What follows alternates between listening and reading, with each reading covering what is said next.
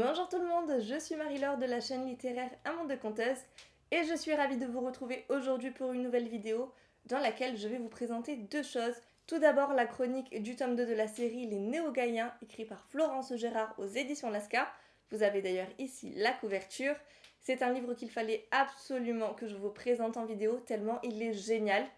Et ensuite je vais vous présenter mon book haul, c'est-à-dire tous les livres que j'ai reçus et que j'ai achetés récemment, en sachant que j'ai un petit retard sur les book hauls parce que ça fait très longtemps que je vous en ai pas fait et du coup j'ai énormément de livres forcément à vous présenter. N'hésitez donc pas à rester tout au long de la vidéo, d'abord pour connaître mon avis sur un livre qui est juste génial et ensuite pour découvrir tous les livres reçus et achetés ces derniers temps. Comme je l'ai dit, je vais commencer par vous parler de ce livre qui est ici, c'est Clara, le tome 2 de la série Les Néo-Gaïens. C'est écrit par Florence Gérard aux éditions Lasca et il s'agit d'une romance dystopique post-apocalyptique. Comme d'habitude pour mes chroniques, je vais d'abord vous lire le résumé et ensuite on passera à mon avis sur ce livre. Je lui ai brisé le cœur. Aujourd'hui, il a besoin de mon aide. En tant que fille du chef de l'ordre, j'ai eu accès à la meilleure éducation scientifique possible. Mon rêve était de comprendre ce qui rendait les modes plus résistants aux maladies que nous, les normes. Mais pas au prix de mon âme. Vince a grandi derrière les barreaux, comme sujet d'étude dans notre laboratoire. Il m'a ouvert les yeux sur la propagande de l'ordre.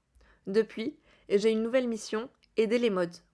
Et pour cela, je dois rester à ma place parmi les normes, même si cela signifie faire une croix sur mon amour. Quand je le retrouve après 2 ans d'absence, je sais qu'il est trop tard pour nous, mais j'espère qu'il n'est pas trop tard pour qu'il me fasse confiance. La survie de tous les mods en dépend. À la fin du résumé, il est spécifié 2 petites informations. Tout d'abord que le tome 3 va paraître le 20 août 2021, et ensuite que ce livre est une réédition, c'est-à-dire que l'histoire n'a pas été changée, mais le texte a fait l'objet d'une nouvelle correction. Et voilà, c'était le résumé, maintenant on passe à ce que j'en ai pensé. Au début de ce livre, on est en compagnie de Pimp et de toute sa bande pour la suite de leur aventure. Mais dès le premier chapitre, on va s'apercevoir que Pimp va laisser la place à Clara, scientifique et en plus qui est la fille du chef de l'ordre et qui va avoir un sacré rôle à jouer dans cette série.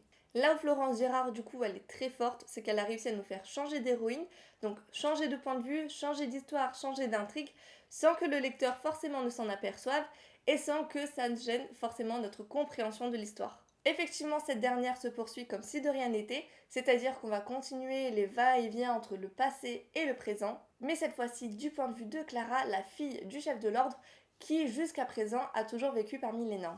Puisque le tome 2 commence là où se termine le tome 1, on ne peut pas lire les deux romans de manière indépendante. Il faut forcément commencer par le tome 1 pour qu'on continue avec le tome 2, même si, comme je vous le disais, l'histoire de Clara est complètement différente de celle de Pimp. En fait, j'ai l'impression que la construction de cette série, elle est assez simple. On évolue parmi un groupe bien défini et chaque tome va se centrer sur l'histoire d'un personnage en particulier. Mais ce qui est plutôt pas mal et pour garder une cohérence et un fil conducteur, c'est que même si on est sur un personnage, on continue à faire évoluer le groupe entier. On va suivre une jeune femme qui est tiraillée entre sa famille, l'éducation et les valeurs qu'on lui a inculquées, et finalement tout ce qui va à l'encontre de cela, c'est-à-dire les modes. Grâce au monde dans le passé, on va comprendre peu à peu dans l'histoire les raisons qui se cachent derrière la méfiance de Clara et surtout de son père par rapport aux modes. Et je vous avoue que ces passages-là, je les ai trouvés parfois très très émouvants. Puisqu'il s'agit d'une romance dystopique post-apocalyptique, il va forcément y avoir de l'amour dans ce livre. Comme je vous le disais tout à l'heure, chaque tome est centré sur un personnage et donc chaque tome est centré sur un couple. Et franchement, j'ai beaucoup aimé celui qui se construit dans ce tome 2. Mon couple préféré, ça reste quand même celui de Pimp et d'une personne dont je tairai le nom. Je ne dirai rien pour les personnes qui n'ont toujours pas commencé la série. Mais par contre, Clara et Vince forment un couple vraiment explosif. Alors attention, là je vous apprends rien, ce n'est pas du spoil parce que c'est clairement mentionné dans le résumé. Surtout quand on sait que Vince et Clara se connaissaient déjà avant le début du tome 2. Effectivement, souvenez-vous, au début de ma chronique, je vous ai dit que Clara avait un rapport vraiment conflictuel avec les mods, mais c'est dans ce contexte-là que Clara va faire la rencontre de Vince. Moi, ce que j'aime énormément avec ces deux personnages, donc avec Clara et Vince, c'est qu'aucun des deux n'est totalement innocent, que ce soit dans leur relation entre eux ou avec le reste de la société. Chacun est vraiment marqué par de terribles événements qu'on va découvrir dans cette lecture. Ils s'aiment, ils se déchirent, ils font passer l'intérêt des autres avant le leur, mais ils ne peuvent pas oublier qu'ils sont nés dans deux mondes complètement différents. Par rapport à l'intrigue principale, donc cette intrigue post-apocalyptique, Franchement, elle est toujours aussi géniale. Il y a toujours autant de rebondissements, toujours autant d'action. Mais ce qui est plutôt bien dans ce tome 2, c'est qu'on commence à peut-être entreapercevoir un début de solution par rapport à cette grosse intrigue. En tout cas, franchement, au vu des rebondissements qu'on a à la fin de ce tome-ci, moi je m'inquiète pas pour le tome 3, même si souvent on sait que dans des longues séries, les tomes intermédiaires sont potentiellement un peu moins bien que les précédents.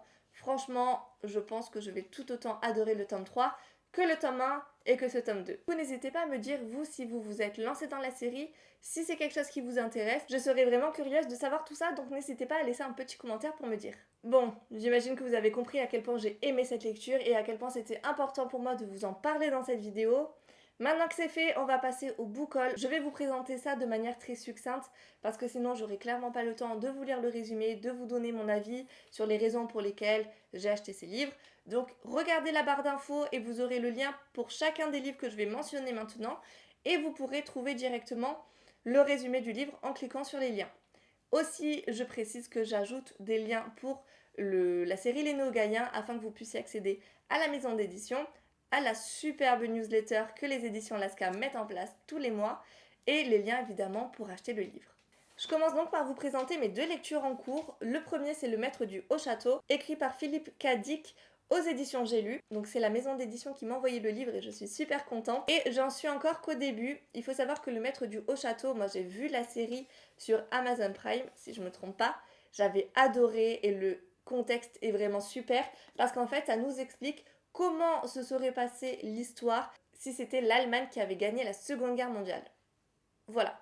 Donc maintenant, je vous en dis pas plus. Moi, j'en suis au début, je retrouve les personnages de la série. J'aime beaucoup, j'attends de voir ce que ça va donner. Ma deuxième lecture, c'est une sacrée brique, c'est Crescent City. Donc hop, un bon pavé de 900, on va dire 950 pages, entre 950 et 960. Voilà, c'est une sacrée brique et j'en suis à la page 225, donc c'est déjà pas mal, on se dit cool, je vais plutôt bien avancer, mais finalement quand on regarde, ben, j'en suis à peine, voilà, ici. Donc pour le moment j'aime beaucoup, maintenant j'attends de voir ce que ça va donner pour la suite. Et on poursuit avec les livres des éditions de Saxus, puisque je vous présente Les Saisons de la Tempête, écrit par Elko Simano. Il faut savoir que de base ce livre ne m'intéressait pas du tout, parce que je sais pas, le résumé me tentait pas. Et puis quand je suis allée faire les magasins, donc je suis passée en librairie, je l'ai vu, j'ai relu le résumé, et là je me suis dit, je ne peux pas partir sans. Donc là où c'est original, c'est qu'en fait les personnages se transforment en incarnation physique des saisons. Je trouve que rien que ce contexte-là, franchement, ça donne envie et c'est très intriguant. Surtout que je pense qu'il s'agit d'un tome unique, donc ça c'est plutôt bien, parce qu'après avoir enchaîné Crescent City, les 950 pages, qui en plus est un début de saga, moi j'ai qu'une envie, c'est de lire un livre court, et en plus, qui est un tome unique. On passe aux éditions Charleston et je vous présente le roman M'asseoir 5 minutes avec toi par Sophie Jomain. C'est un livre qui est assez court, que j'ai lu, que j'ai adoré. Vous avez ma chronique sur les réseaux, donc n'hésitez pas pareil à regarder la barre d'infos. Je vous mettrai le lien vers ma chronique. Ce livre parle d'amour, de couple, de famille et de situation de handicap. Donc voilà, franchement, j'ai beaucoup aimé. Je vous en dirai pas plus parce que il y aurait beaucoup de choses à dire sur ce livre et que j'ai déjà fait ma chronique. Alors n'hésitez pas à cliquer sur le lien qui se trouve dans la barre d'infos. Autre livre que j'étais vraiment trop contente de recevoir des éditions Charleston, c'est le dernier roman de Clarissa Barr, donc À la lumière de nos jours. Celui-là, malheureusement, je ne l'ai pas encore lu, j'ai pas trouvé le temps parce que j'ai énormément de services presse, énormément de livres à lire pour le moment. Et en plus, c'est une petite brique. Donc, je me suis dit, on va prioriser déjà Crescent City parce que c'est une sacrée brique avec un petit livre, parce que le maître du château n'est pas très gros. Et ensuite, je continuerai sur les briques. Celui-là, il fait 600 pages. Voilà, donc c'est un beau petit livre. J'ai eu la chance d'ailleurs d'avoir le petit marque-page avec, ça c'est trop cool. Clarissa Barr, c'est une autrice que je ne devrais plus vous présenter. Elle est connue, reconnue, encore connue, bref, tout le monde la connaît. Et ses livres sont géniaux, donc celui-là je pense qu'il ne va pas faire exception à la règle. Alors n'hésitez pas à lire le résumé de ce livre en barre d'infos. On passe à 2 livres des éditions J'ai lu. Le premier c'est Dark Elements, le tome 3. Celui-là, j'étais tellement ravie de le recevoir parce que ça clôture la trilogie Dark Elements. Et j'ai lu il y a quelques mois, mais il n'y a pas si longtemps que ça, le tome 2, j'avais adoré. Donc je suis trop contente de l'avoir et en même temps j'ai peur de me lancer dans cette lecture parce que je sais que si je lis ce livre, forcément ça va signifier la fin de cette série Et j'aime tellement Dark Elements que je n'ai pas envie de terminer cette trilogie-là. Donc, je suis heureuse de l'avoir reçu, mais je le fais durer un petit peu dans ma bibliothèque quand même. On passe à un petit roman des éditions que j'ai lu. Je les remercie d'ailleurs pour tous les livres qu'ils m'envoient. Je suis vraiment trop contente. Donc là, c'est La part des anges de Bruno Combs. Voilà, petit livre avec une couverture magnifique.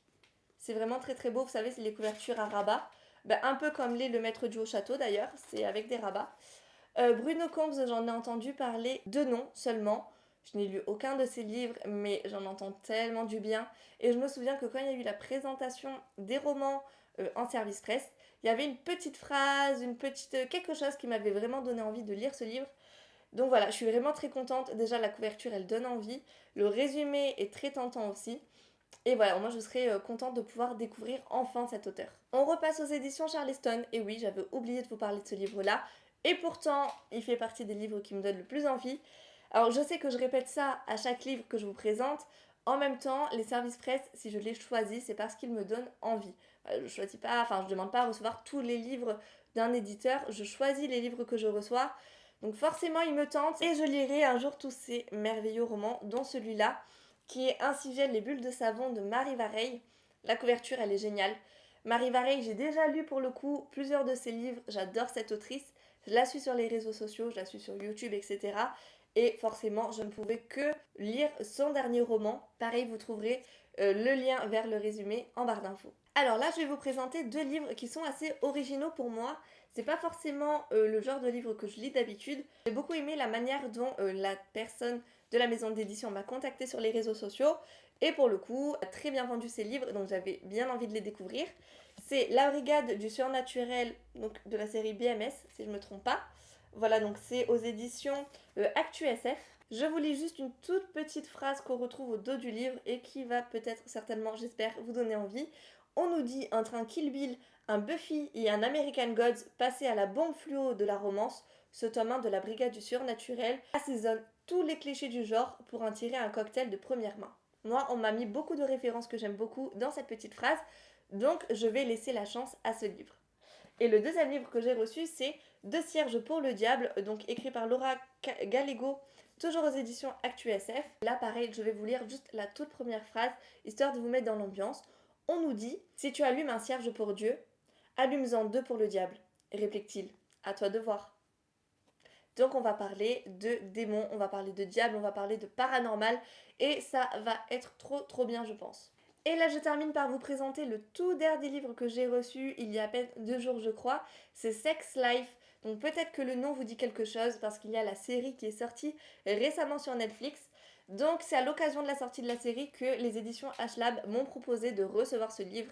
C'est un tout petit livre. Là, on va avoir le journal intime de Baby Easton. Donc c'est l'histoire vraie qui est à l'origine de la série Netflix. Donc ça part de là, hein, quand même, cette série-là. Et apparemment, on va découvrir 4 hommes en 44 chapitres. Voilà, donc c'est de la romance nu adulte, c'est de la romance qui n'est pas pour les enfants, avec des scènes de sexe, à mon avis, à tous les chapitres. Bon, on va voir ce que ça donne. En tout cas, moi qui étais plutôt intéressée par la série Netflix, je suis très contente d'avoir reçu le livre. Ça y est, on arrive enfin à la fin de cette vidéo. Je sais qu'elle a été très longue. J'applaudis ceux qui sont restés jusqu'au bout. J'espère que ça vous aura plu. J'espère que j'ai pas été trop succincte, mais en même temps, vous avez vu le temps que ça a mis. J'avais pas le choix. N'hésitez pas vraiment, je le répète encore et encore, à aller voir la barre d'infos.